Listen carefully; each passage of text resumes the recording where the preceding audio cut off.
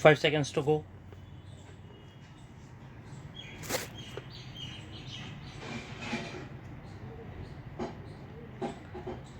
Start. Irrigation and power form the basis of the agricultural and industrial development of our country. After the droughts of the previous 2 years, no one in India needs any reminder about the vital importance of irrigation.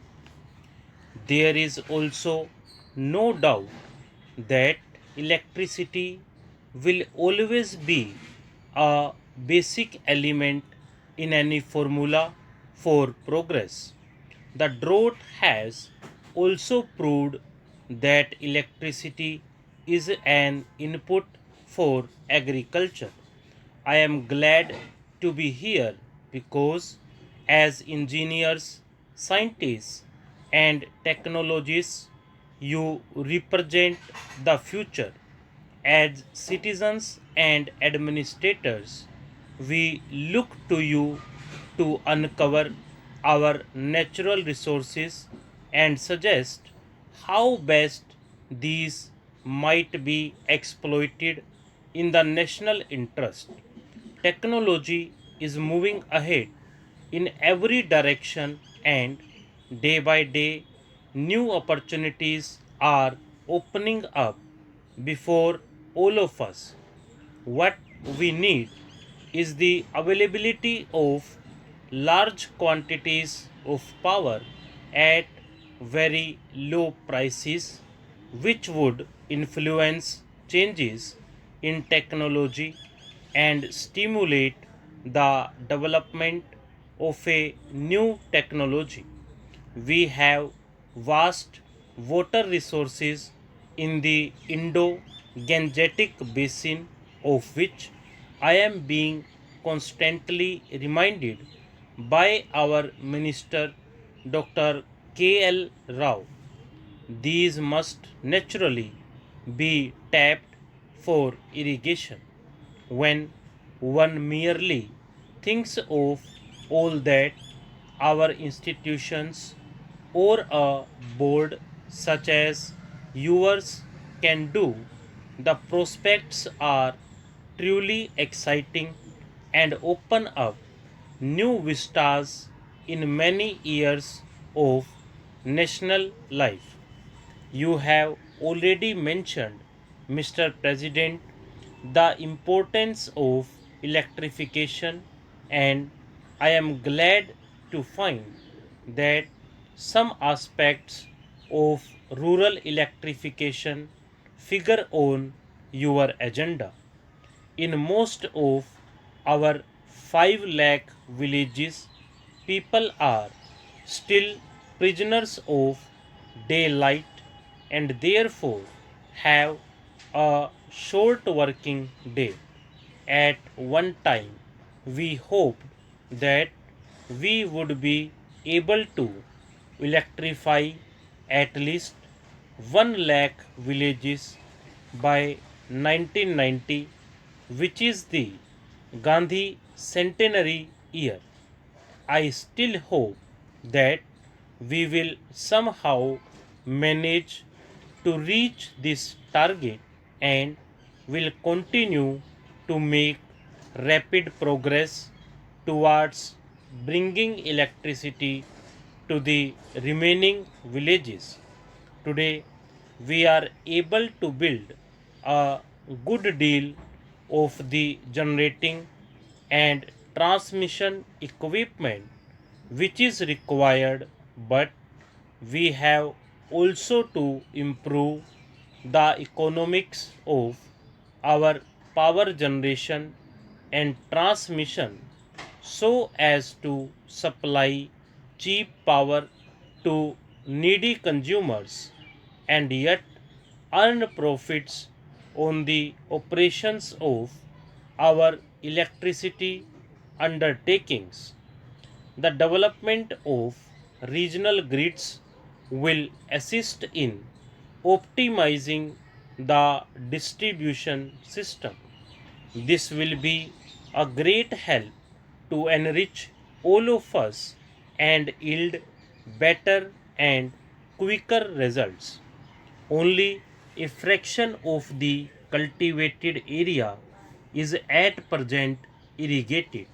You, Mr. President, have remarked that we can double the acreage under irrigation so that cropping can be extended.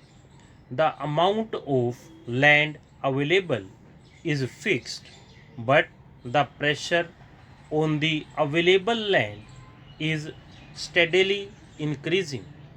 There is no alternative, therefore, to increasing the efficiency of land utilization and getting higher productivity per acre. Irrigation is one means towards this end. It is important that we utilize fully and rapidly such irrigation potential as has been already created.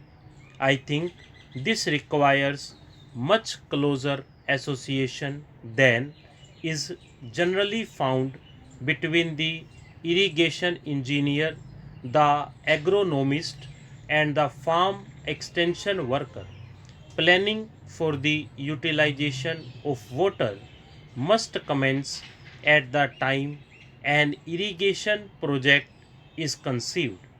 It cannot be left to be taken up when construction is advanced or after storage has been completed. I have been heartened to hear of the good work which has been done is the Kosi area. This might well be a model along with some others to be studied with advantage. India already has what is said to be the largest irrigation system in the world. But I am told that our water management system could be greatly improved. Irrigation can be wasteful, and irrigation without drainage can cause damage. Water management and soil conservation constitute sciences in themselves, and I am happy that you are holding a symposium on the problem of water management. Our rivers and our groundwater are national assets which we must use to the best overall advantage. I am deeply concerned that there was sometimes been a controversy over what are termed interstate river waters. I am sure that technical solutions can be found to safeguard the legitimate interests of every region or state, and that these matters are best considered in a rational and scientific manner rather than on the basis of emotion. There is one other aspect, perhaps not directly related to your conference, on which I should like to touch. The development of irrigation, especially in arid tracts, is often a starting point of an economic and social revolution.